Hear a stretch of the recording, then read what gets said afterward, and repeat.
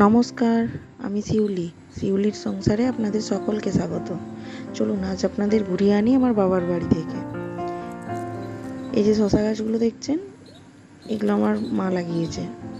এবছর শশাও প্রচুর হয়েছে জানেন।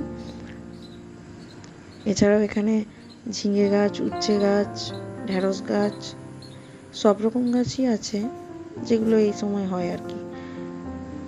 ঝিঙেও প্রচুর ধরেছে।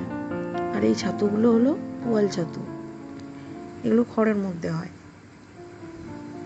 এই যে মাছগুলো দেখছেন, এগুলো বাঁধের মাছ, ঘুনিয়ে পাওয়া গেছে।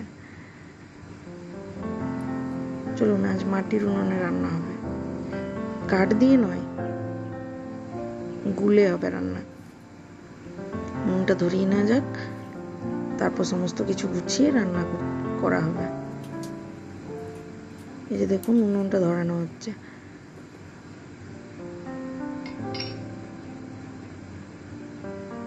চলুন, সমস্ত কিছু গুছিয়ে নেওয়া হয়ে গেছে। আজকে ঢেঁড়স, ঝিঙে, আলু, পুঁই সমস্ত কিছু দিয়ে একটা সবজি রান্না করা হবে, সেটাই করা হচ্ছে।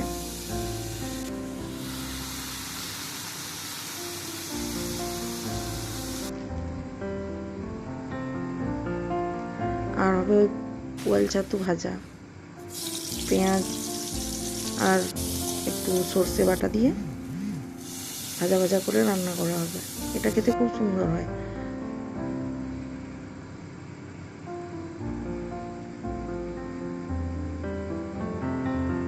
আর এই যে মাছগুলো দেখছেন, এগুলো পুকুরে জাল ফেলে ধরা হয়েছে।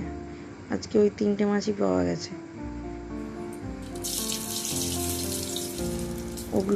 ওই মাছগুলো হবে পেঁয়াজ আর শুকনো লঙ্কা ফোড়ন দিয়ে, বিনা মশলাতে।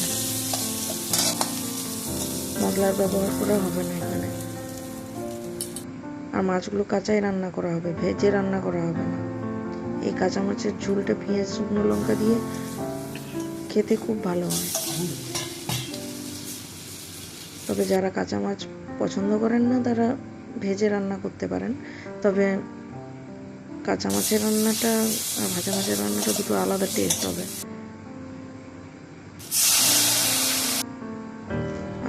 আজকের মতো এই পর্যন্তই।